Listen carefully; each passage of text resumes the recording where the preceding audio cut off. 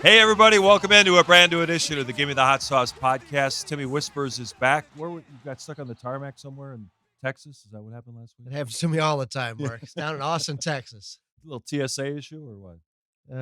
Yeah, they're always keeping an eye on me. I think is what's going on. Let's check his bags one more time. What That's airlines? painful. United. Oh, United. That's a surprise. Normally, it flies like Spirit, or Frontier. Buy one ticket get six free. Oh, Tim's a high roller. Oh, hey, don't class. sleep on Tim. That's how rich people stay rich. Oh, You know, okay. they buy like the cheap stuff. Hey, I'm a million miler. They said they named a plane after me many years Yeah. ago. You got like 1,000,000 miles on Spirit. Yeah, don't sleep. No, Wow. then you finally get ice in your drink if you do 1,000,000 miles on Spirit. Yeah. They have a little party on there. They give you a real glass. Next week, you'll find out you own the airline with all your points. No, What you about stocking? that'd be about the worst thing you'd ever want. Yeah, stocking Spirit. It's like, was that movie Major League gets the call? Yeah. How'd you like to manage the Indians next year? Hold on, I gotta get some white walls in their line. It's about the same response. So Whispers is back. We're glad to have him. And Stacey and I are back from Cleveland after watching the Bulls win their preseason opener, 116-112. First half, they had some defensive issues, Stacey, but it was fun watching the young kids really fly around in that second half. Yeah, I was really excited to see this team, because we got so many new faces, some really talented kids. And, it was going to be interesting to see how Billy Donovan is going to try to put all these pieces together and try to see which group is going to be who's going to play with each other. So we got a little taste of it yesterday with the starting lineup. You trotted out Josh Giddey, Levine, Vucevic, Patrick Williams, and Kobe. And I thought Kobe in that first group was very aggressive. I thought Vooch played well too. He got a double-double. He's a walking double-double machine. 12 points, 10 rebounds, 6 of 10 from the field. I think it's going to take a little bit of time for these guys to get used to playing this style of play, because when you've been playing half court pretty much your whole career, isolation ball, one-on-one, it's a different style of play when you got guards that can push the pace. That's what made Lonzo Ball so valuable for this team, because he was able to get guys easier shots before he went down with injury. And you can see the same thing with Josh Giddey. He pushes the ball, he gets guys easier shots. And I think it's going to take a little time for some of these older guys to get used to playing this way. The younger guys, like, you can tell they want to play that way. They want to play fast. Io, Kobe, Buzelis. I mean, all these guys want to play fast, and you could tell the difference between the first group and the second group when they came in. Just to paint you a picture, yesterday in Cleveland, Stacey and I were like in the second level Lord. of Rocket Mortgage Fieldhouse. Normally, Stacey and Adam had broadcast from floor level, but now they're selling all those locations, high-priced tickets. $2 million to be exact. Yeah. So no wonder why they kicked us up there. So they kicked the broadcasters upstairs. So we got like 2 card tables, and we've got 2 broadcast locations. The Cavaliers broadcast and the Bulls broadcast are wedged right next to each other. I'm between Stacey King, who's 6'11", and Brad Doherty, who's 7 feet tall. Just trying to get some elbow space. Listen, baby. And amazingly, I don't think that Brad was bleeding into our broadcast. No. I mean, we couldn't have been closer. I tell you what, we were like a cannoli. That's how close we were in there, man. It was like clowns in a circus. You get like 20 clowns in a little Hyundai. That's what it felt like. Yeah. The view wasn't very good. We didn't have a stat table or stat machine until later on, and even then, the stats they couldn't fit the whole line. Yeah, they couldn't fit the whole line. So points for Bulls were cut off. It was the first game. First game things. I think they're going to revisit. I think Cleveland's going to revisit how they sit us up there, because they got us up there with the cameras.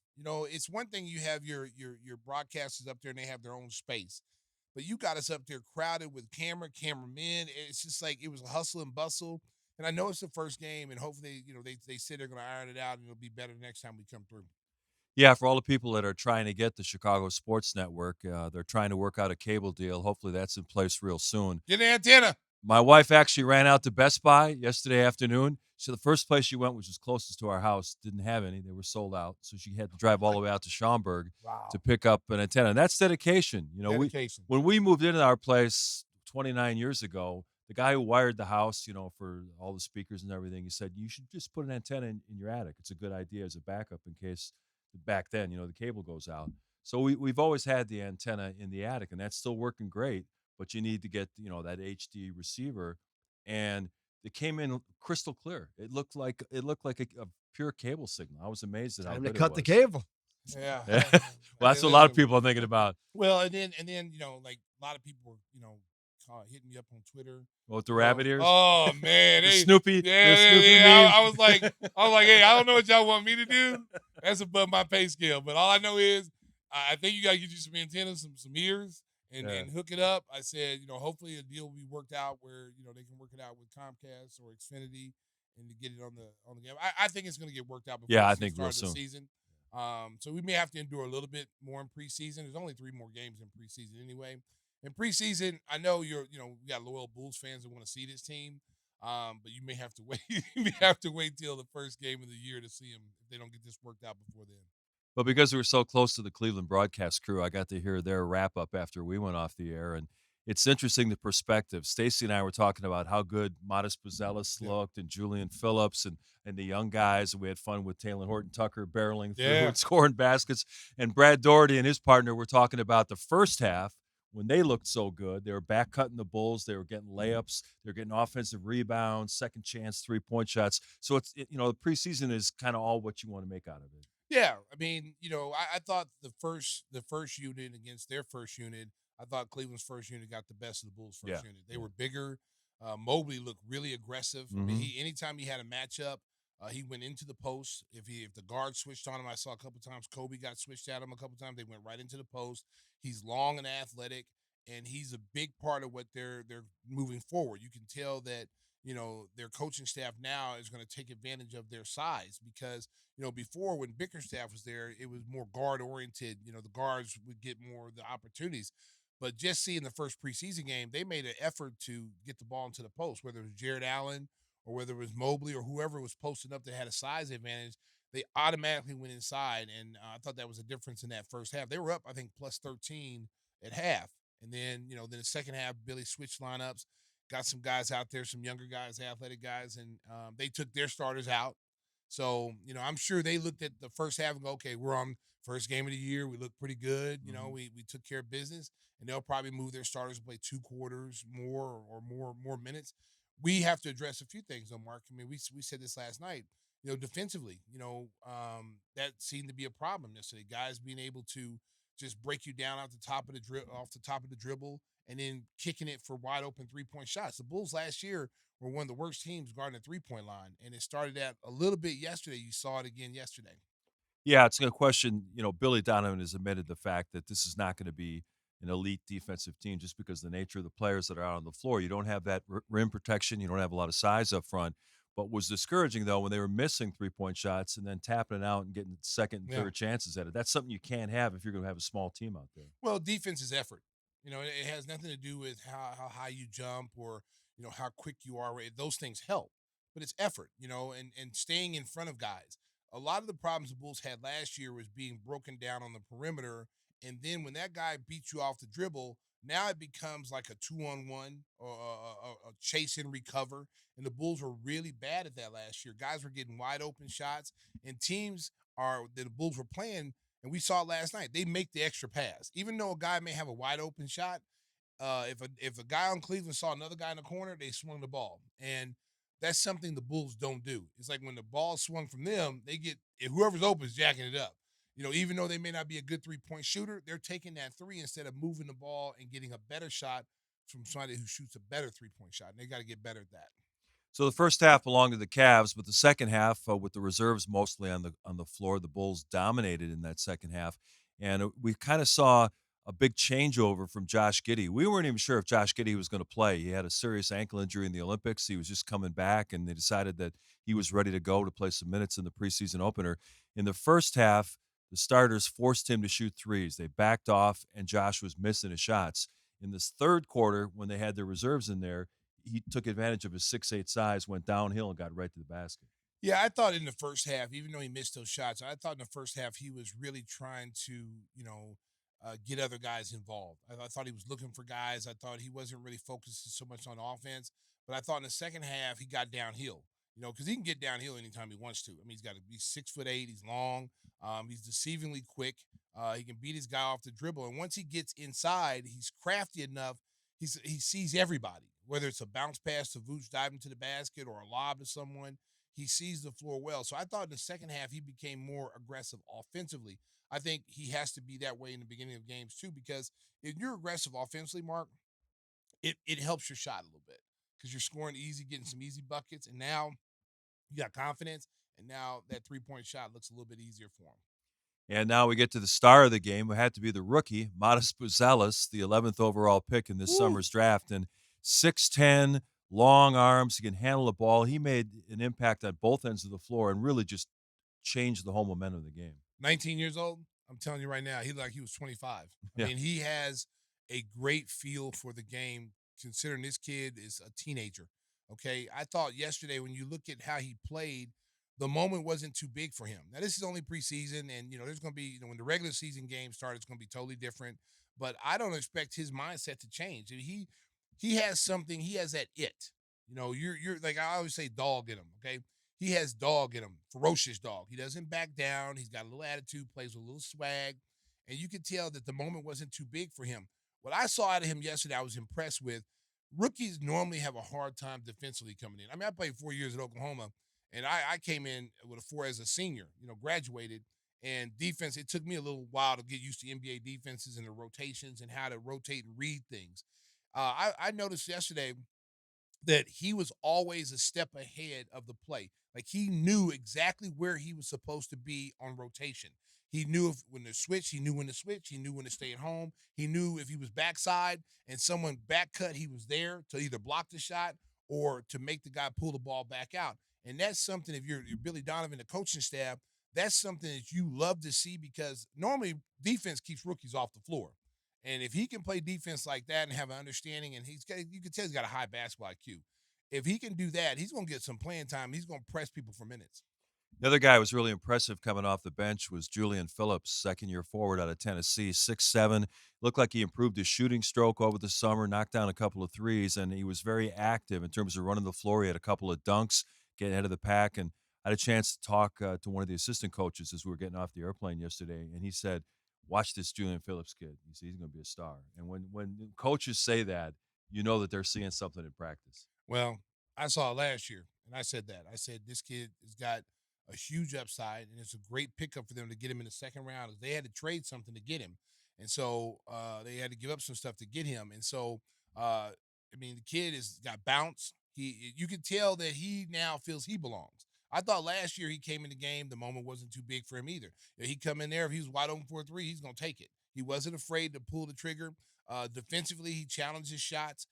Watching him and Montes play together, I mean, he threw like they came down on a fast break. Montes has the ball. He's leading the fast break. He throws the lob off the bounce that was sweet. to Julian Phillips. That's something we haven't seen in a long time. Two forwards doing that, So the future is bright with the young players that the Bulls have. I think both those kids are going to push guys for minutes. I mean, because Billy's got options now. He got a lot of tools in the toolbox. Okay, they're not expected to win. Okay, they're not expected to win, but you can't tell this team that. They think they can win, and that's a good thing to have. But it also tells other guys on the team, like, hey, if you don't come ready to play, there's dudes over here, they're licking their chops to get an opportunity to come into the game. And, like, let's say Patrick Williams. Patrick Williams starts off slow. Billy has options. You can throw Modest out there. You can throw Phillips out there. You can throw anybody out there off that bench who's hungry. So, Whispers, I know you didn't get a chance to see the game because, you got those rich man problems. Yeah. You weren't able to get Yeah. Chicago Sports Network yet. But one thing you would have loved from the broadcast, Talon Horton-Tucker came in. Now, he's a guy that came in on a training camp-only invite, so the odds of him making the team aren't great. But he's a guy that's built like a linebacker. He's like 6'4", 240 pounds. And Stacey made a couple references to pickup ball. You got a guy who can't jump. He's shooting the ball flat-footed, and he's beating everybody. He's going right through people. He's the guy, like, if you're in a pickup game, and he's like the oldest guy on the gym floor. He's like 50 years old. And no one picks him. No one ever picks him. But he never loses a freaking game. He always hits shots. You're like, how's this old man killing you? How's he driving by you every single time and scoring? So it's like Charlie or Bud. Yeah, like Charlie, but yeah, exactly. It's exactly like that. I'm gonna tell you something. But I was talking to Billy Donovan yesterday after the game about him, and AK about him. This guy has been a scorer since he's came in this league. Yeah. This is not a shock to anyone. Bulls fans who may not have seen him play in the pro game, might think, oh, well, this guy's, he can score anytime. So No, how old is he? he's Like 26. Oh, okay. I Yeah. thought Yeah, you he were- looks like he's 50. Yeah, yeah. I don't know if you're saying it's like Mercedes Lewis who's No, 40 out there. No, he still looks crushing old. it. He looks old. He looks old. He looks old. But he's been doing this his whole career. Like he can get to the basket on anybody. I don't care. I've seen him play when he was in the Lakers. I saw that he was in Utah. The guy averaged 10 points a game. Yeah, last year. And limited minutes Yeah. with Utah last year. So he can play, and it's really surprising because there's so many teams out there that could use him that he's on a make good situation here in Chicago. That tells you how much confidence he has in himself as a player, that he feels like, hey, okay, you know what? It's not the ideal situation. It's not guaranteed, but, because he's from Chicago. So He is, yeah. So it's like, I'm going to go home to my team. I always want to be on the Bulls team, and I'm going to go out here and let the chips fall where they may. Sounds like our new enforcer. Yeah, but he's the Yeah, good dude. handler. He's big enough. Yeah, to he's do it, big yeah. enough, dude. He's a big dude, man. Seriously, he's a big guy. I mean, Yeah. he looked like a linebacker out there. Seriously, I remember when I was in college, we used to have the football players come and play, and then every football player thinks they're a basketball player. Right. No, they're not. They're like hackers. But he looked like a football player that could play basketball. Yeah. And the funny thing about him is, you mentioned the fact he's from Chicago. He was at Simeon High School and won 3 state championships. Who played in high school. He was rivals with Io DeSumo, who was in Morgan Park. At one point, University of Illinois had commitments from both Horton Tucker and Io, and apparently they had a rivalry going back to their AAU days. So they didn't really want to play at the same Oh, school. wow. So I think I'm trying to remember these details exactly. I think what happened was Io and his family said, "You got to pick one." So they decided to take Io, and then Horton Tucker went to Iowa State. But Wow. for a short minute there, both those kids were going to go to Illinois, which would have been really interesting to watch. Wow. And you know what? He might have been that one player that could have helped him. Yeah. A wing player that could get to the basket and give him some toughness.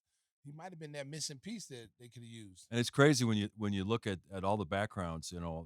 Modest is from the suburbs. DJ Stewart, who's on a 2-way contract, is from the city. Jerry kind of avoided that. He thought there was too much Jerry Krause thought there was too much pressure in bringing a Chicago kid to play for the Bulls. But it seems like AK and Mark Eversley, they think that's great. Plus, it helps you with your marketing with the Windy City Bulls. If some of these guys can't get minutes with the NBA team, they can go play in Hoffman Estates. Well, and being from the city, these kids, they've had pressure their whole lives to play in the city of Chicago. They all were good AAU players, they're all good high school players. They're used to playing in front of their family. So that's not something you come here. That whole narrative has changed now. Guys want to come home and play in their home city. You're like DeMar DeRozan, he wanted to get back to California at some point. He wanted to play with the Lakers before he came here. And they didn't have a spot for him. They took Russell Westbrook. Guys want to play now in their city, where they're from. But the pressure is no longer there. These guys, it's hooping. At the end of the day, with the way AAU ball is nowadays, where, a kid from California can play on a team with Chicago, a kid from Chicago with a team from, Iowa. They're all spread out now. So these guys know each other through the AAU circuit. Coming here playing on a team like this is comfortable. It's very comfortable playing with guys you know. Yeah, we mentioned Io, and he and Kobe really carried the offense in the first half, against the Cavs starters. Kobe finished with 21, and he's just picking up where he left off. This is even worse. Beckonot Becky said he's only 23. Horton Tucker? Yeah. Yeah, because he played with Io in high school. Yeah. Yeah. He's older than that. I thought he was on Social Security. No, I'm just playing. But we were talking about Kobe and his big first half. Yeah, you know what? Listen, we talked about this. Me and Mark talked about this last night. There's a lot of shots out there now with DeMar being gone. So the guys, somebody's going to have to step up and take them. I thought Kobe yesterday. The one thing I would say that I saw in that first group is they got to work out like who's going to bring the ball up and all that, because it is like every time they get a rebound, in the first group you legitimately have 4 ball handlers. Okay, so whoever gets the rebound out of those 4, Zach LaVine, Kobe, Josh Giddey, Patrick Williams. The only guy you don't want to handle the ball is Vooch. But any of those 4 guys get the ball, the other 3 guys have to run the floor and get set up in the corner and be ready to shoot the basketball when it comes. I saw a lot of indecision yesterday. Who should be bringing it up? Who wants to bring it up?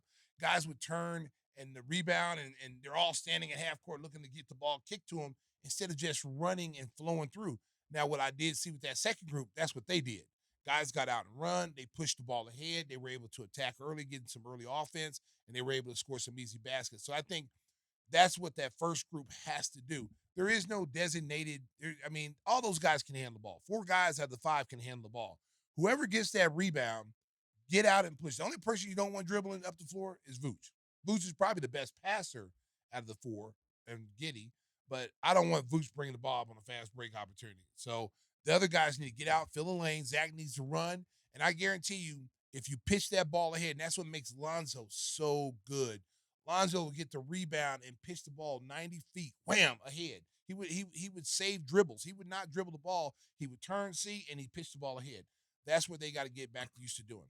Yeah, Lonzo didn't play last night, but he will play during the preseason. Everyone says that he's showing no ill effects from those knee surgeries. He's been very aggressive in scrimmages and during training camp, and he'll be out there playing before the preseason is over. Amazing story. Yeah, we didn't really talk about Zach LaVine. What'd you think of him in his first game back? Well, I think Zach is I'm not worried about Zach. I think Zach right now, he had the foot injury. So I think a lot of it right now is the conditioning of game speed.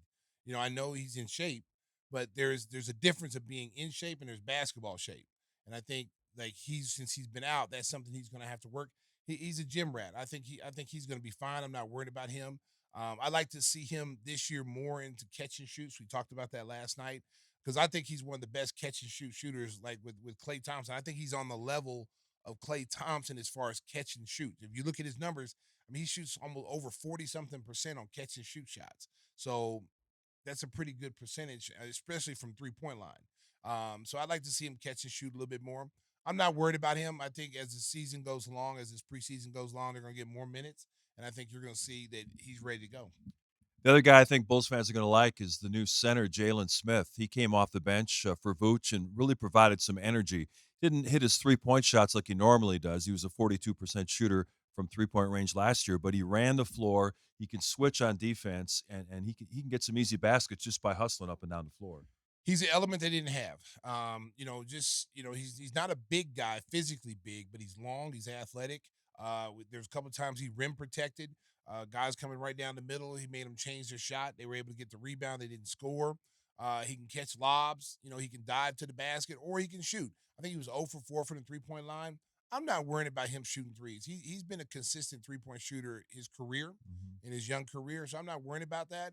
And normally in preseason, you're not in your shooting shape yet. It's going to come. So, but the things I did like about him, you see his numbers right there: 11 points and 10 rebounds. He had a block in 17 minutes. That's a double-double in 17 minutes is pretty impressive. And again, just athletic. He can switch out on smaller guys, move his feet, and some things that Vooch can't do. Vooch, it's tough for Vooch to get out there and switch and guard. They don't do that with Vooch. They play a drop zone with Vooch. When he's in the game, you don't have to have a drop zone. He can actually switch and guard a guard. But the problem is when he leaves a Mobley or he leaves, Jared Allen, now you're putting your point guard in peril because now you got Kobe having to guard one of those guys or Giddey having to guard one of those guys, and that's a tough cover for those guys. So a positive first start for the Bulls. They'll host the 1-0, baby. Memphis Grizzlies Saturday night at the United Center. Undefeated, baby. Undefeated. So run out to Best Buy and get your antenna and receivers and try to watch the game on Saturday night coming up. We're going to talk more NBA. We're also going to talk Bears. Mark Grody, our buddy from the Score, is going to join us, give us his thoughts on what he's seen through the first 5 games, and also talk about the upcoming game in London against the Jacksonville Jaguars. Don't know if our buddy Jeff Vukovic is going to be at the game on Saturday, but he'll take care of all your auto, home, and business insurance needs. He is the guy that'll treat you like royalty. Our good buddy Jeff Vukovic. You can reach him at jeffvuk.com. That's jeffvuk.com. The phone number 847-825-4783. You didn't do the jingle last. We didn't do the read. Yeah. What's was going that on on there? Was it on the read? No. We didn't have it yesterday. We got to get wow. Jeff on the phone. Jeff, baby, come on, baby. I was looking for the read yesterday, baby. The golden pipes are ready. I can only do it on Give Me the Hot Sauce podcast right now. Nationwide is on your side. Come on, Jeff. We got to get you back on the Bulls game. Last night I was thinking about that on the plane. I'm like, man, we didn't do Jeff's read. He was supposed to come in. Yeah, we had limited. We had limited reads yesterday, baby. He's going to come in too. He keeps saying he's going to come in to say hi. He keeps going off to Arizona. We'll have to get him in Hey, here. No question don't about blame it. him. All right, a little more NBA talk, and then we switch to Bears in our next segment on Give Me the Bears. Hot Sauce. Give Me the Hot Sauce rolls on. We're taping on a Wednesday night after a Bulls win. I saw an item about DeMar DeRozan on NBA Today, and he was talking about his partnership with De'Aaron Fox and Sabonis. And DeRozan said that the pick and roll combination with him and Sabonis is going to be unstoppable. And now he didn't run a ton of pick and roll here. There's a lot of ISO stuff. Well, it's going to be interesting to see, because that's a team that has been to the playoffs, been on the cusp of getting into the playoffs, and so they've got a lot of young talent. Demar, we didn't see Demar in a lot of pick and rolls here, Yeah. so it'll be interesting to see him. He's a guy that works on his ball handling, handles the ball very well, doesn't turn the ball over off the dribble, so it wouldn't surprise me that he does well in that pick and roll. Sabonis does a good job, first of all, freeing people up. I mean, he hits you when he sets the screen. There ain't no slipping screens with him. He's going to pop you, and he's going to make the defense have to adjust. Are we going to go with him, or are we going to stay on the ball? And I can see that being a deadly combination. Yeah, both DeRozan and De'Aaron Fox were among the league leaders in fourth quarter scoring, clutch scoring. I don't think there's going to be an issue though about who gets the last shot. Or is that a real issue on some NBA teams? Sometimes it's an issue. I mean, both these guys are proven in the fourth quarter they can get it done. I think the more options you have in the fourth quarter, the better it is for your team. Because there could be a time where one of them is not going, one of them is not playing well, shots are not falling, and the other one can get carried in the fourth quarter. And it all depends on matchups. Who's got the matchup they can take advantage of. And a lot of it as a point guard. You would figure it'd always be the point guard because he's always going to get a pick and roll. He's always as fast as Fox is. You can see him have an advantage, but DeMar's been proven the last few years that he's the king of the fourth. So I'm sure they're going to find ways to get both those guys to utilize both those guys' skills in the fourth. So is that like when you and Whispers played in the Park District? You guys would argue who got the last shot? Or? No, Whispers never got the last shot. No? No.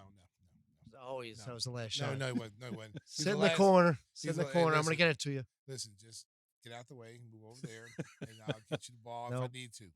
Yeah, I would think there weren't too many guys could match up with Stacey in the post. No, it's free That's cheese. why I'd Mark. go in the corner. Mark, it's free cheese. I was a point guard. Point guard, I was okay. point guard. Off season, you don't want to mess around. No, I didn't mess Only around. guys No. sweating on you. In No, the post and stuff, yeah. because you got Gimme the redhead assassin. They call them point center. You got all these hacks out there, Yeah. man. Stay away from me. You're going in for a dunk and some little dude runs Runs under, right into under your your nuts. feet. I'm like, nah, man, I'm not playing with these clowns. I'm staying out here on the perimeter where it's safe. You know what I'm saying? Yeah, when you're playing basketball in the summer, the last thing you want to do is some guy try to be a hero and you get hurt. Oh, you know? there's there's a always lot that of one that. guy. Yeah. The guy's 5'3". Always that one guy going to try to challenge you at the rim like he's going to block your shot. Yeah. It's like, dude, you're 5'3". Really? Come on, man. I'm 6'11". There's no way physically possible unless you had a ladder and I was blind that you could block my shot. It was terrible, though, because you'd have guys like, let's say, Stacey's out there, Pippa, whatever. Guys have never played a game before. I got to get out there. Look at those guys. I know them. Sure. And then they put their name down. I'd walk by and take it back off. Yeah, we had some good players there. We had some good players, but there was a lot of guys out there that were hacks. Hey, what is going on out there? Is Yeah, it? we're hearing something in We're our hearing something headphones. in the We're headphones waiting out on Mark Grody and our producer D. He's over there. He's ordering food he's or on, something. No, he's I don't know on what's going on. OnlyFans. He's playing OnlyFans right now.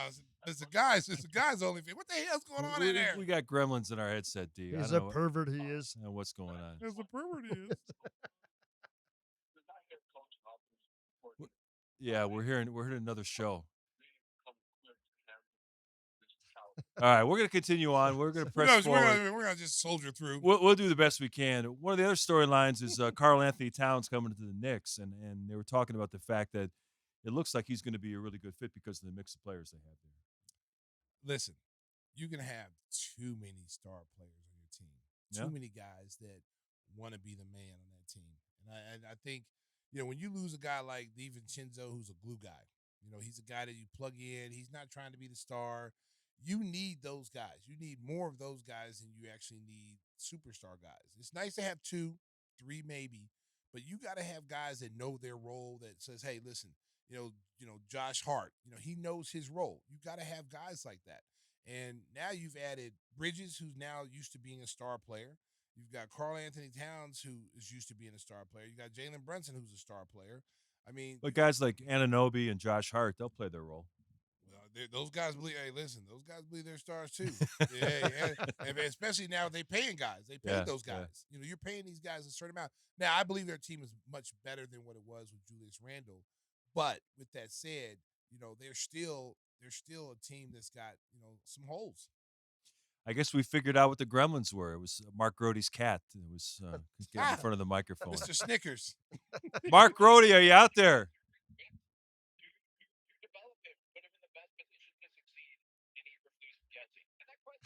Is he on the radio? Yeah, I don't He think. might be doing another I show. think he's on the ring. Yeah, But why are we hearing it? But he's on some other He's show. on another show. We apologize for this break in our podcast here. I don't know what's going on. Can you guys hear me? Yeah, we hear you now. There we are. I don't know why, but for some reason, I had to put the old headphones on today. So, how you All guys right. doing? Hey, we're doing great, Great. Mark. How about yourself? We would have thought that you would have been in London right now, but I guess Odyssey's got some financial problems. Yeah, you'd think. I was lucky enough to participate in the London trip back in 2019, as a matter of fact, which was a disastrous game for the Bears that day because you lost the game to Oakland.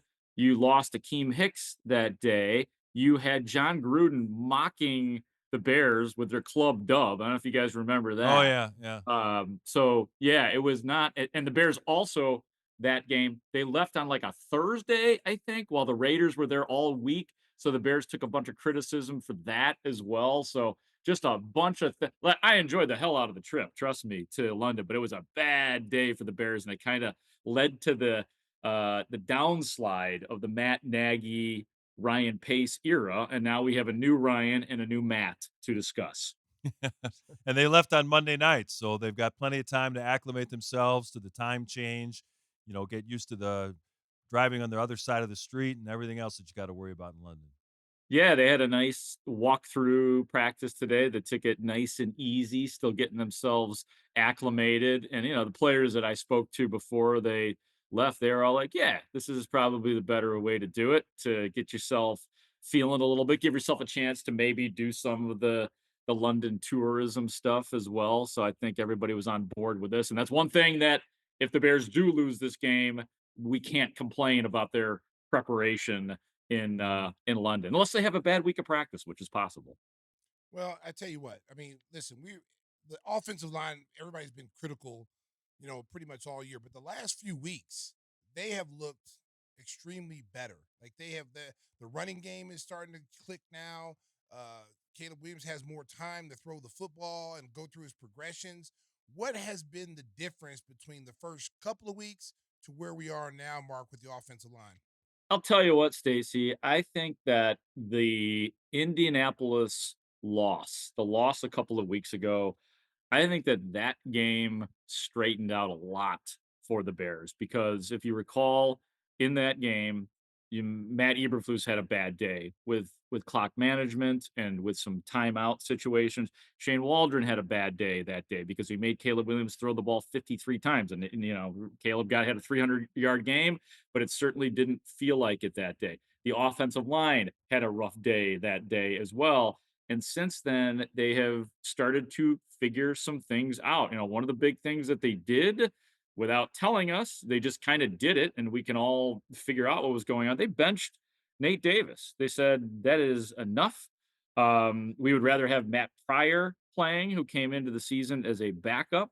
We saw last week Bill Murray go in and do a pretty good job when Tevin Jenkins was hurt. So I think that they finally, with some better communication about the offensive line, accepting that Nate Davis is just not going to be the guy. I think that was a big deal for them. And then, just getting down and dirty and, Chris Morgan, the offensive line coach, starting to figure some things out as well. So I think that this was just, the Bears finally admitting without actually saying it again, that the offensive line needed a shakeup. And that, look, there was not a whole lot of options in terms of what are the Bears going to do to fix the offensive line. And like I was saying to anybody who would listen, whatever the Bears do, it's going to come from within. You're not going to go out and make a trade for a left tackle or a right tackle or any starting offensive lineman. Not at this point, probably not even later in the season. That's about as difficult of a task as there is in the NFL. So I said you're going to have to look on your own practice squad. You're going to have to look on other teams' practice squads, and they have done it by using some of the backup guys. So is it perfect now? No. Do I know if this is going to be sustainable? I do not know. I guess we're going to find out. But the Bears are doing concrete things to make themselves better. It feels like since that Colts game in just about every aspect of the team. Mark, all of us in the media are trying to figure out Caleb Williams, what he's all about. He came in with the reputation of being brash and kind of cocky, and we didn't know exactly how he was going to handle being, the big city media in Chicago. Although he did experience it out in L.A., but they don't really do things too seriously out in L.A. But he's Caleb said something after the Rams game that really struck me as odd.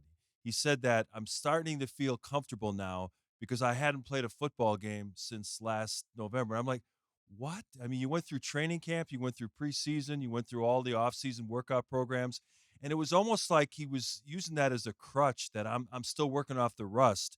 And then, of course, they played a very bad Carolina Panthers team on Sunday and just lit them up in every way possible. And then all of a sudden, he sounded like, okay, I got it licked now. Well, what was your take on that comment he made after the Rams game? And do you kind of have in your mind what kind of a dude Caleb Williams is? I'm glad you latched onto that because that was actually a question that I asked Caleb because that wasn't the first time, Mark, that he had said that. I think that was maybe about the third time that I've heard Caleb Williams going back to the OTAs. And I think the time previous to this one was after the first preseason game. He said to us, man, I haven't played football forever. So, almost saying like, you guys got to take that into consideration. And then finally, I was like, I gotta ask this guy, is this like a real thing? And because I wasn't really taking it seriously, man. I mean, it just sounds Yeah, it like sounded weird. it sounded weird, and it just sounded like something that not to necessarily be taken seriously, just to my discernible reporter ears. But then after hearing it, I'm like, okay, there's something real going on here that he, because of the lack of actual competitive game play, he could do all the throwing in the world. It sounded like he was a little bit out of whack in terms of actually getting into a real game where the defense has bad intentions. And when I asked the question, he said, "Yeah." He said, "That's a real thing. That's a real thing that he is dealt with." And so I guess, that was something that I should have, and maybe other reporters should have taken more seriously, that he was talking about. As far as Caleb Williams, the guy. So far, there have been zero glitches from him in terms of the personality and the interviews and him at the podium, his availability, his willingness to answer hard questions, whether wins or losses. He has had so far, no hiccups in that regard. And he's actually been a pleasure to cover. Like he's the first quarterback. So I covered a little bit of Jay Cutler, all of Mitch Trubisky, all of Justin Fields, and now on to Caleb Williams. He's the only quarterback that I can remember in all of those guys who is not afraid to, or I should say, allows for guys to come up to him at his locker and just like, and I'm not saying like you're going to go and take out your recorder at his locker and ask 4 or 5 real questions, but if you want to just ask him a couple off the cuff questions, he's game for that. And I'm not trying to denigrate the guys before him, but that was never the case. I just think I use that as an example because I think that's symbolic of Caleb Williams and the personality. So none of the stuff, and again, I understand we are only through 5 games. None of the stuff that we had heard about Caleb Williams and the personality issues and problems, none of that has come to pass. Got a long way to go, but so far so good is the way I would characterize it. Well, and one of the things I've seen, his rapport with DJ Moore is much better now. It seems like they're on the same page as far as getting the ball DJ Moore where he wants it. Early in the season, you can see the frustration from DJ Moore of not getting the ball, not getting the touches. And now it seems like he's happier. He seems like he's on the same page as Caleb Williams. Have you seen the same thing? Absolutely, and that's real stuff. I remember last year when there were about 2 games to go for the Bears. Maybe it was just 1 game when, we kind of knew the writing was on the wall for Justin Fields. So of course the questions to DJ Moore started to become, What would you think about a new quarterback coming here? What do you think about Caleb Williams? And his answers were always like, hey, Caleb Williams might be great. He's probably a great dude, all of that stuff. But paraphrasing what DJ Moore told me and a few other reporters was no matter who comes in here, if it's not Justin Fields, there's going to be a learning curve, and that is difficult for a veteran, especially wide receiver, to deal with. DJ Moore got paid. He moved his family here. He has a house here. He's going to be here for a long time. So DJ Moore is about winning now. So, for lack of a better term, I think DJ Moore was annoyed having to deal with a rookie quarterback. And so I thought he was gently pushing Caleb Williams and being as transparent as he possibly could be. And I think that that opened up a line of communication. And now we hear DJ Moore saying today out of London that that he's been. I think he used the terminology. He's been very bossy this Yeah, week, and saw that. in right and like in the good way. That yeah, it's a little weird maybe to have a hot shot rookie telling this veteran wide receiver, here's how I want it done. But that's what's going on. And quite frankly, it seems like DJ Moore respects him for it. And so I don't think like in the time that I have covered the Bears, like in terms of being real about communication and the things that are going wrong, we're not hearing everything that's going on behind closed doors, and I'm not catching everything that's happening in the locker room. But I've never seen a communication like this, and like telling Mercedes Lewis telling us that they want their offensive coordinator to coach harder, essentially. And I know that, like, to some people, that might have sounded bad. Like, what's going on with this? Well, no, I Sounds mean, like Jimmy it's Butler. yeah, yeah. Yeah. Back Jimmy in the Butler day, did do that. Yeah. telling Yes. Fred Hoiberg to coach harder.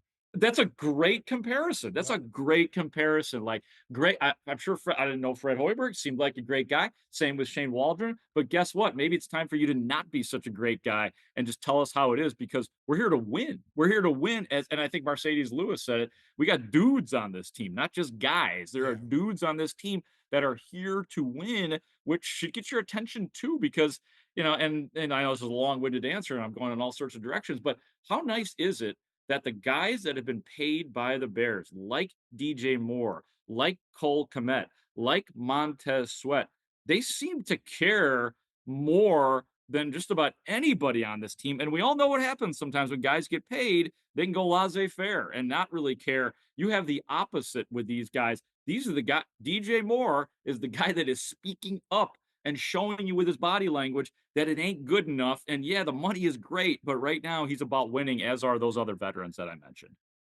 Every team in the NFC North is over 500, and it's going to be an interesting battle to see which teams can make the playoffs. We've seen the Bears make strides just about every week.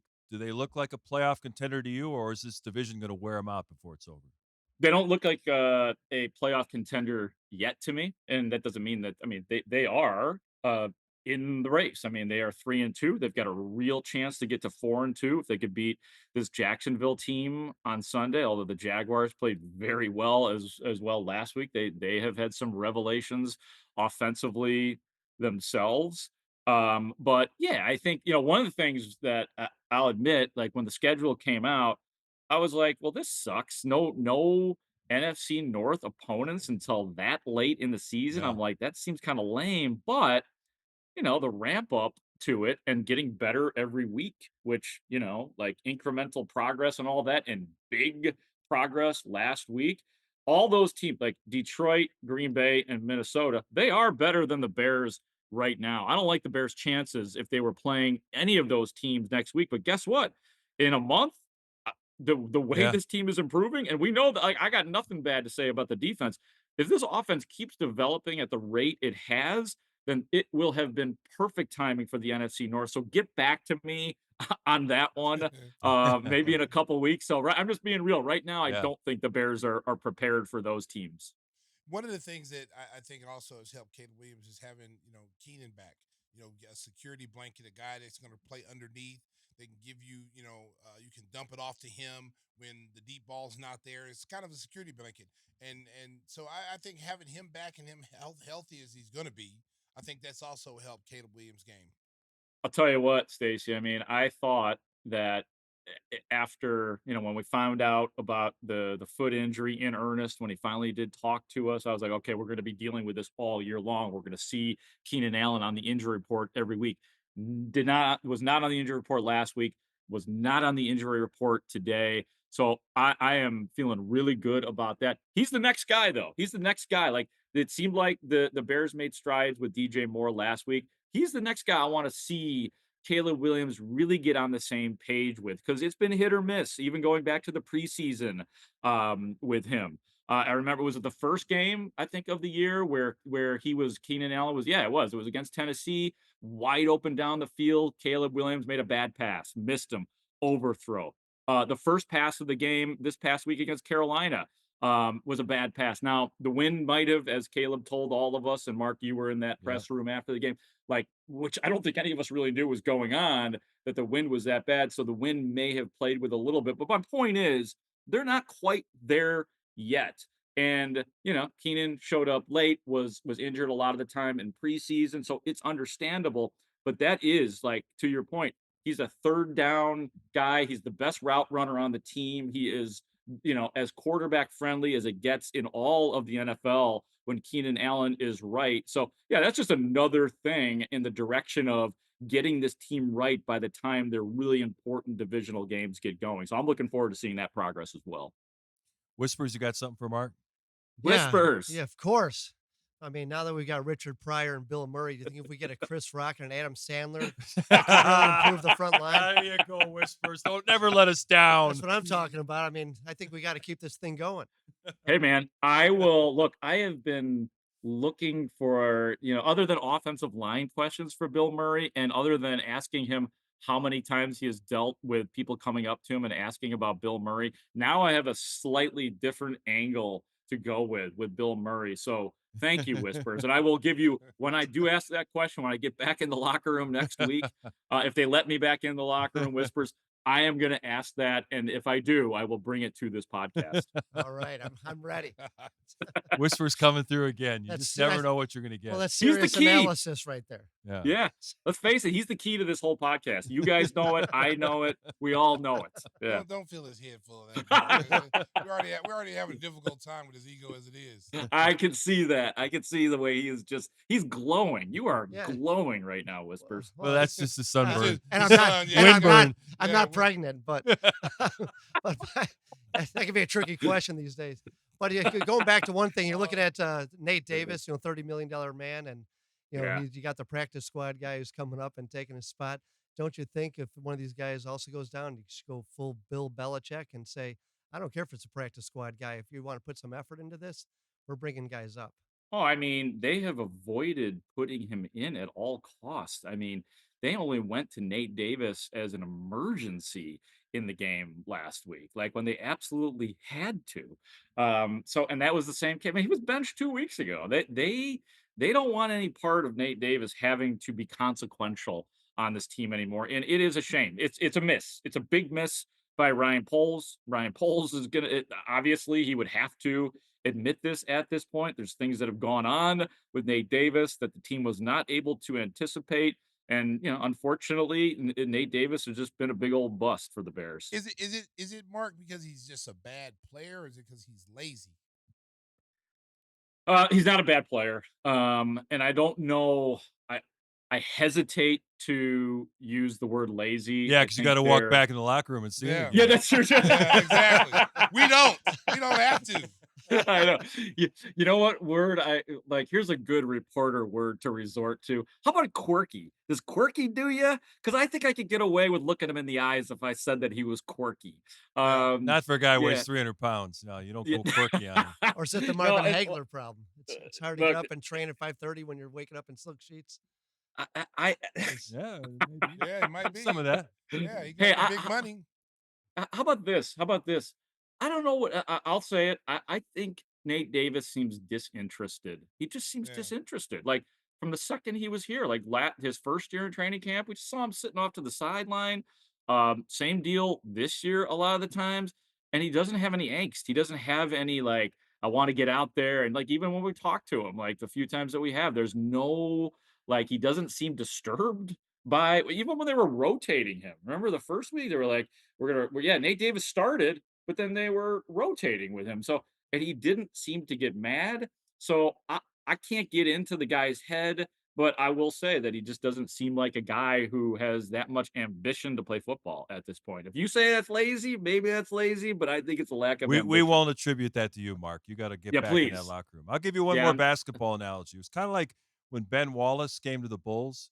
He'd won the championship in Detroit, 4-time Defensive Player of the Year, multiple-time All-Star. He was not totally engaged in being a Chicago Bull. And That's I a think great comp as that well. might be what we're seeing with Nate Davis. You know, he had a great career. Now he's getting paid, and he's just ready to walk off into the sunset with that big checkbook. Yeah, I guess the only flaw in that comp, and it's a good one because you're absolutely right about Ben Wallace. I mean, I was covering a bunch of Bulls games that year and was kind of there from the beginning of the year at a lot of the Ben Wallace press conferences. And I think that was the year Joakim Noah didn't he get suspended or something? Yeah, he or did. do Yeah, something? they got him suspended. Yeah, something like that. But the There only was a difference flap is about the headband. The whole thing was Scott Skiles, and it was a mess. Oh, wow, that was now that I think about it, Scott Skiles versus Ben Wallace, that doesn't feel like a good those are the good old days. Those are real good old days. The hockey shift changes. Yeah. All 5 guys go out, new 5 come in. Wow. Oh my God. The greatest quote ever. You guys know the greatest quote ever from Scott Skiles, right? And it's centered on Eddie Curry. Oh, Eddie You Curry, guys yeah. remember? Yeah, Oh, yeah, sure, yeah. yeah. How can he become a better rebounder? Quote, jump.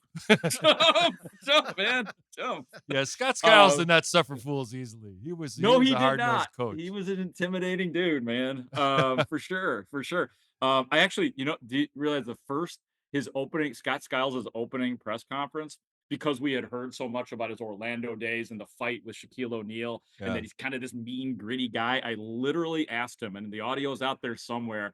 I said something I'm paraphrasing myself now. I said something to the effect of, "Are you a mean guy?" or something like that. And he kind of laughed and he gave like I understand why you're asking that question. So that was my Scott Skiles thing. But real quick, back to Nate Davis. In terms of like being a great player, is not close to what Ben Wallace was when he came to the Bears. Like he was fine with Tennessee, but did not have the hardware and the Wait a minute, Ben Wallace didn't play for the Bears. Did I say you're mixing your metaphors here. I don't know what's going on. This is your fault. This is your fault. Yeah, I know. I got you on a tangent. You've had the whole "Gimme the hot sauce" experience. You got the quirky question from Whispers. We switched it over to basketball on you without even warning you. I think it's time to let you go. We're going to send some hot sauce your way, and thank you for your playing our game. And I may not be allowed back in the Bears locker room because that's right. Guys. Nate Davis is looking for you. Stacey pulled that on me a couple of times. He had guys waiting outside. Nate Davis gonna be sitting there naked with baby oil, waiting for you, Mark. He be waiting for you, Mark. I've been waiting for this. I've been waiting for this interview. He gonna pull a ditty on you, baby. I've been waiting for this interview, baby. Come on over here, Mark. I'm gonna be knocking on that studio door wherever you guys are. Mark's like, "God, I'm gonna pass on this interview, big fella." Yeah, I may not be available next week for Gimme the hot sauce. Man, there's gonna be a chalk outline next to his locker where Mark was standing. Mark will have a cardboard with a little microphone. He'll be talking from like out in the hallway. Well, Nate, what do you think about today's game? Mark, man. Mark, would you like some oil on you? Oh, God. You got stories to tell back in the Alisal press room. You can talk about your latest experience on Gimme the Hot Sauce. We got your back, Mark. If he wants some trouble, he wants that smoke, Mark's going to bring it to him. Hey, man, I trust the guy. I trust the guy in the middle with the ring. So you better have my back, Stacey. Don't worry. If you need some help, hey, I don't look for trouble. I sure in the hell don't run. Hey, what did Joe Madden once say? We don't start the trouble, but we will finish it, or something like that. Yep. Yeah. Don't start none, won't be none. That's my motto. Yeah. So we're gonna go down to our local Telegraph and send it off to London. Mark Brody's got looking for you. Yeah. Nate Davis. All right, Mark. Thanks so much for your time. We'll look forward to seeing you at Alisal. Later, guys. Mark Brody, our guest on Gimme the Hot Sauce. Man, we touched all bases there. Oh, Big Nate, baby. Big Nate gonna be butt naked with baby oil. Talking about Mark. I heard you talking about it. I heard you on that podcast. That was Stacey Keys podcast. Give me the popcorn, whatever it's called. Come over here, sit on my lap, and let's have a chat. Come sit on my lap and let's talk. Well, I was always afraid to get near Andre Drummond. Remember the time I said that he had phony stats? Oh, yeah. And Yeah. then you said, Andre Drummond be outside the door looking for you. Andre Drummond's waiting for you, Mark. He's waiting for you, buddy. Mark's like, really? Really? He's out there? He's all the way in Philadelphia now. Yeah, he's in Philly right now. He ain't forgot about you, Mark. You'll be doing that game whenever we do it. That's when Adam will take the day off. Yeah. You'll be in there calling the game. I got you back, though. I ain't going to let nobody get you, Mark. All right. Well, that was a fun segment. We're going to come back, tell you what we're watching, and a whole lot more. Here, Give Me that. So, had a ton of fun with Mark Grody. He covers the Bears for The Score, and he's in the locker room every week. They'll be waiting for him next Not week. anymore. They'll be waiting for him. Hey, we want to talk a little college football. Last week was crazy with all the upsets. Alabama went in number one after that crazy win over Georgia, and they were flat as a pancake. They lost to the Fighting Will Purdue's of Vanderbilt. Oh, the Fighting Wheels. How does that happen? Well, you know what? You expect a letdown. Yeah. But even with, let me tell you something. Yeah. Saban would have never let that happen. Saban would never let that They would have pulled it out even if after a bad but start. Saban would have never let that happen because he's going to have them mentally ready to prepare. That game might have been closer than 40-35, Alabama's favor, but you could tell there was going to be a huge letdown from that Georgia game, but I didn't expect them to lose. Yeah, Not to crazy. Vanderbilt. Yeah, Vanderbilt not known for football And then at all. they tore the goalpost down. They carried it downtown. And threw it in the river. That was a great scene. Yeah. They were celebrating that big victory. They haven't had one like that Hot Tour since. girl was there. Hot Tour, she was there, baby. She was there cheering on the Vandy. Oh, yeah. Oh, man. There were all kinds of upsets in college football. Tennessee came in ranked number 4. They went to Arkansas and lost. USC lost at Minnesota. Jesus. Michigan lost at Washington. There were people, they were storming the field all over America last weekend. It was crazy. Listen, the college football, I'm telling you, man, I mean, with the NIL, teams are getting players from other places, and they're these teams that are used to be mid-level teams now are able to compete. You look at all these upsets, like, oh my goodness, absolutely crazy last week. Oh, Texas A&M won too. Oh Lord! And now the big game on the slate, the annual Red River rivalry, I'm Texas telling you, and Oklahoma. Texas number 1 now. Let me tell you something. I'm a little nervous about that game, Mark. Okay, we OU's escaped some close games. We went into Auburn a couple weeks ago, and we were down, and when we have a freshman quarterback, and we were able to come back and win that game. But this Texas team is a different team. They might be the best team in the country. Now I play with this team, Texas team, on my Xbox, and I don't lose with that team. So I'm a little nervous. Because they got team speed, and I don't know if Arch Manning's still going to be the quarterback. I don't know if Quinn Ewers is back, but Arch Manning is the real deal. I mean, there's already people saying don't put the other guy back in, keep Arch Manning there. Yeah. It's a good luxury for Sarkisian to have. I think they're going to beat OU. I hate to say that. I think they're going to beat OU. Just because they have more weapons. OU's missing like their top 5 or 6 receivers. They've been gone the whole season without their top 5, 6 receivers, and they've had to bring freshmen up to play. So they're really struggling on the offensive side. Their defense will keep them in the game, though. The defense will keep them in the game. I will give them a little credit on defense. They play really good defense, and so that'll only be the reason why they'll keep it close. And then hopefully because it's a rivalry game, the energy of the rivalry game, you can throw out the records. I think they'll respond with the rivalry, but I just think this is the year Texas comes in the SEC and surprises a lot of people. Another former Oklahoma quarterback in the news, Spencer Rattler, could be starting for the New Orleans Saints on Sunday. David Carr got hurt on Monday Night Football, tore his oblique. He's going to be out for a while. So they mentioned Rattler, a rookie. He transferred to South Carolina. He went to South Carolina. Yeah, and now he's in line to start in the NFL game. They really liked him in the preseason. He's one of the guys that they thought, was his first-round talent. And his past kind of hurt him a little bit. You go back to that QB1 when he was in high school. Yeah. He came off a little arrogant. Came off like just a bad dude. Not a good teammate. Carried over to Oklahoma. He ended up losing his starting job to Caleb Williams, and then the rest is history. He transferred to South Carolina. He plays well enough to get to get drafted and get seen, but New Orleans have been playing well. I mean, they've been playing really, really good football, and that's going to hurt them to lose Carr. I think Rattler being a rookie, even though this rookie class is pretty strong. I mean, you look what Jane Daniels is doing in Washington, Bo Nix, and what he's doing in Denver.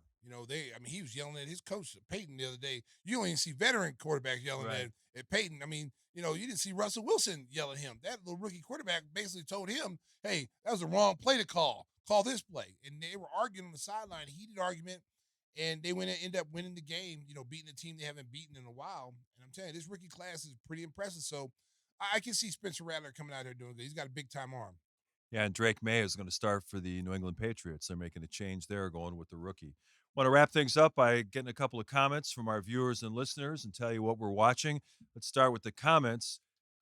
Representing myself on Twitter, mentioned the fact that he caught your nickname from Modest Buzelis. Yeah, it snuck out Praying yesterday. The Mantis. Praying Mantis. He snuck out. I think it's a good name for him just because the way he plays. He's long. He's athletic. He's mean. You look at a Praying Mantis. Praying Mantis just dismantles things. He That's tears right. off heads of hornets. I mean, a Praying Mantis is a bad bug. And not saying he's a bug, but he's a bad dude. I think this kid's got a chance to be great. I think he has the mindset to be great. I said last night, I look at him as a small forward right now. I mean, I think he's going to get a lot of minutes at the small forward position because his ability to handle the ball. I saw him do some pick and roll situations. I don't think a lot of teams looked at him like that when he was in, playing for the G League Ignite. I think they looked at him legit as a power forward that has to grow into his body. But you look at him, how he runs the floor and how he handles the ball. I think he's a small forward that can eventually, as his body grows, convert to a stretch forward.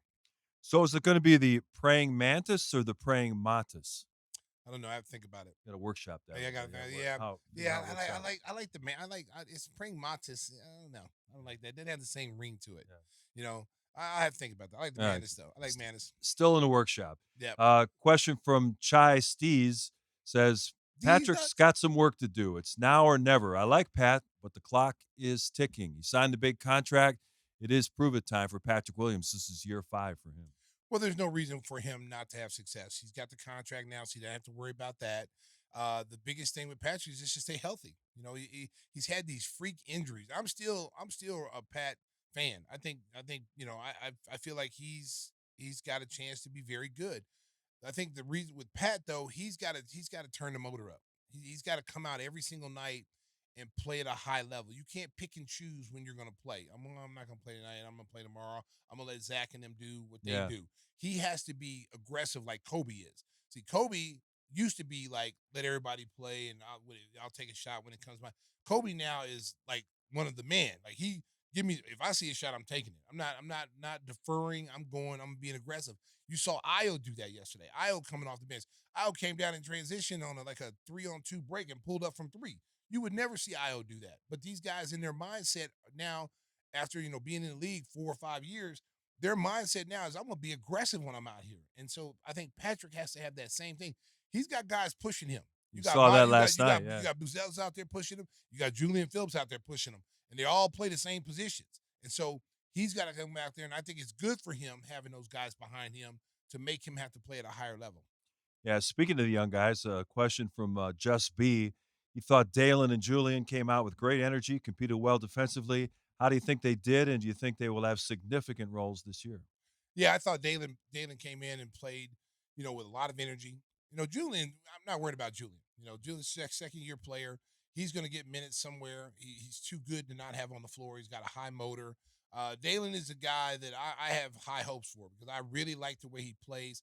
I think with Dalen, though, if he comes in with the mindset, everybody talks about he needs to learn how to shoot. He's got to be a shooter. He's got to be a shooter. If Dalen comes in as a role player and plays multiple positions, his focus should be on the defensive end. He should be a defensive stopper. He comes in the game and locks down the other team's best player or the second best player. He gets you in transition. He's going to get buckets on running out and getting dunks in transition. Shooting threes, everybody thinks that's got to be the hell all be all for guys like him. No. If you shoot 19% from the 3-point line, but you shoot 65% on twos, give me the twos. You're going to have more opportunity shooting twos and attacking the basket, and he's got good vision. He's a willing passer. He's always looking to get the ball to the right people. He's got a high basketball IQ. Just come out and play defense, run the floor, get the hustle points. Yeah, you're talking about the 3-pointers. I saw a stat over the weekend that Boston Celtics played 2 preseason games in Abu Dhabi against the Nuggets. They shot 108 3-pointers in the 2 games. That's 54, an average of 54. The game that's what the game is now. Well, but they have legit 3-point shooters though. When you got guys on the team that shoot close to 40% from the 3-point line, that's a three-point shooting team. So, Tatum's going to get him up. Jaylen Brown's going to get him up. You got the kid coming off the Pritchard. bench. Pritchard shooting him up. Then Hauser. Hauser. Yeah. He's another. I mean, these guys are all. But they're the champs, and it's a copycat league. So more and more teams are going, hey, we got to get more three-point shooting. Well, you know what? I mean, listen, and we said this last night in the game with the Bulls. You want to get more threes up. You want to get up more threes than you got up last year, but you want to be higher percentage three-point shots. Last night in that first group, not just coming down, jacking up threes. Within the flow of your offense, drives, kicks, swing, move get a the wide ball. open look. Yeah. Also, KYP, know your personnel. Know who your better three-point shooters are. If a guy comes off the floor, let's just say it's Lonzo Ball who shoots 40-something%, and he's in the corner, and you can make that extra pass to him, you should automatically know he's your better three-point shooter. Get him the ball. Recognize who on your team, when you come out there and you see the stats, who the best three-point shooters are. And when those guys are in the game, those guys take precedent on three-point shooting. Right. And you got to find those guys. And that's what teams like Boston does, Denver. I mean, all these guys who utilize the three-point, they know who their best three-point shooters are. They will pass up a wide-open shot to get that guy a shot because you know what? That guy shoots 42%. I shoot 30%. This guy's got a better chance here. Even though I'm wide open, I'm going to pass at him because he's 42% three-point shooter, and it's going to help our team. Hey, we thank everybody for your questions and Thank comments. you. We try to do this every week. We haven't heard from Whispers in a while, so why don't you start us off with what we're watching? Let's watch the murder of Steve McNair Yeah, documentary. that's an interesting story. Yeah. It has a twist in it because you think you knew the story, and then they throw a second theory in at the end, which is pretty interesting. He was associated with some people that were involved in some things that maybe he didn't know about, but you never know who's on the periphery of your life, and some of those people were intertwined with each other, which makes it a very intriguing story, but a good watch. Well, some of the people were his friends that he played with. Yeah. Mm-hmm. And like embezzling money, taking money from him that he trusted. So that ruined friendships. And so it added a whole different element to just cut and dry that this girl, a girl that he was messing with, killed him. So it has a whole new element because she's connected to this person, and now you start to tie this all together. There's a possibility that more went on than what everyone thought went on. And it was crazy, too, because, like I said, I mean, he was retired, and you listen to everybody talk about him. He was highly respected. I mean, Jeff Fisher was one of the best players he's ever coached. A great guy, great teammate, great father. I know his marriage situation, all that stuff that was happening during his marriage, didn't look good on the outside. But, I mean, still doesn't make a person a bad guy. But he didn't deserve to die like that. Yeah. What do you got, Stace, for this week? Oh, what do I got? Oh, what I got? Put it up on the screen. I was watching Refresh his McNair. memory. Oh, yeah. Okay, so today I was just sitting there. I was on my computer. Blue Chips popped up, and I was like, "Oh, let me watch this." I forgot a little bit. It's been an older movie. Shaq, Penny Hardaway. Yeah, it's about high school recruiting and how these guys get recruited. And Nick Nolte's team had won national championships, like a couple of national championships. They fell on hard times. They had a bunch of regular players that couldn't win. And then finally a booster got involved, kind of like NIL, got involved and went out and paid some players to come. Paid for Penny Hardaway, who was playing out of Chicago. Butch McRae was his name. And they ended up getting him. They ended up getting Shaq. No one even knew about Shaq. Shaq wasn't even, he was playing under underground leagues and stuff. So they ended up getting him, Boudreaux. Neon Boudreaux was his name. And then the white kid out of French Lick, Arkansas, they had Larry Bird in there.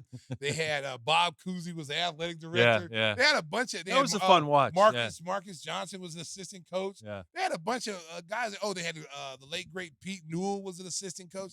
They had some really interesting, people. They had Bobby Knight was in there, George Raveling. They made it kind of like more like college basketball, but fictional names and stuff. But Bobby Knight was still Bobby Knight. Rick Pitino was still Rick. It was a really good little thing. But it reminds you, like, if you've been recruited, how the recruiting process is, and it kind of took you back to that a little bit, like, how teams, certain teams, I took a pay cut when I got to the league. So I throw it out there. It's, what is it when they can't prosecute you now anymore? Statute of limitations, baby. It's past 20 years, so I can talk. I took a pay America, I took a pay cut when I came to the Bulls. Everybody thinks you get to the NBA mark, you make the big money. Yeah. If they only knew. Should have seen that apartment in Oklahoma. Pride of Oklahoma, Stacey King. Money talks. Hey, you should have seen a lot of things in Oklahoma. The masseuses. That's why. It's True Confessions with Stacey King. True Confessions. You can tell when it's late in the podcast. People start saying stuff they should probably keep to themselves. Yeah, we accuse myself. Statute of limitations. Stacey, shut up, man. Hey, statute of limitations. I'm just saying. But I lived a good life at the university. I go home with a good life. Yeah, my recommendation this week is Mayor of Kingstown, Jeremy Renner, Hawkeye from the Avengers. Really a good show. I mean, this is very Are you intense. just watching it for the first time? Yeah. Me too. So I've been watching it here and there. So you're in the season 1? I binged season 1. Yeah. I'm going to tell you right now, man. I'm about to start season 2. It gets better. Yeah. It gets better. I mean, every show is so intense, and all the angles, all the fires he's got to put out, all the deals he's got to make. It's How crazy. about this? The very first, the brother gets killed. Brother. Well, they killed Coach Taylor in the first episode. The first episode. Yeah. That blew me away. I was because I thought he was going to. You think he'd be an important part of the series? Yeah, important part of the show. Yeah. And then it was like they killed him. I was like, they killed Coach Taylor. It's just like Game of Thrones. I thought he was a star. Game of Thrones was the same way. They killed the main guy, Ned Stark, and I'm like, how do you kill the main guy? I know. Yeah. Didn't make so any I sense. didn't know how good it was going to be after that. Yeah. Because he's a good actor, and then then you start watching it. And then, he was in a lot of shady stuff, though, Coach Taylor was. He was in some shady stuff. That's why he ended up getting whacked. Now, Jeremy Renner had that serious accident. Yep. Yeah. Did they shut down production for a couple of years, or how did that work? I mean, did the show... they shut it down. They shut it down while he was healing up, yeah. Which season comes after the accident? Is it like season 3? I think season 2. It is that's after he had the I think accident? after season 2 when he got hurt. Yeah. So going that season 2 finished and he got hurt during that because they'd already done taping. Yeah. So then going to season 3, he comes back and you can see that he looks a little bit different. Yeah, I'm looking He forward. He looks hardened. Looking forward to binging season 2. I'm telling you, man, it gets more and more intense. And the cool thing about it is like he actually is the mayor. Like he's not the mayor by title, a real mayor, but he has so much power in that city with the prison, with the police. He has so much power. Well, in season 1, I don't know if it's the last episode or next to last, where he just walks into the prison with the vest. Yeah. He's going to negotiate. Yeah, he's going to negotiate for a full-scale riot. Yeah, full-scale riot. And see, he used to, I don't know if you knew this, but he used to be part of the Aryan crew. Yeah. Yeah, so they don't want to let him go. See, you see it in like all the rest of the episodes. They always catch him and they say, "Don't forget where you came from." That kind of thing. And he's negotiating between the black gangs, the Hispanic gangs, and the Aryan Nation. Now you got the Russians. So there's a whole stew full of things going on. But he's right in the middle of everything, and he has the power. He has the power to make things happen. Yeah, it's a really good show. It's a great show. Got Paramount Plus. You should really check it out. Whispers, why don't you tell the folks how they can get some of Stacey's hot sauce?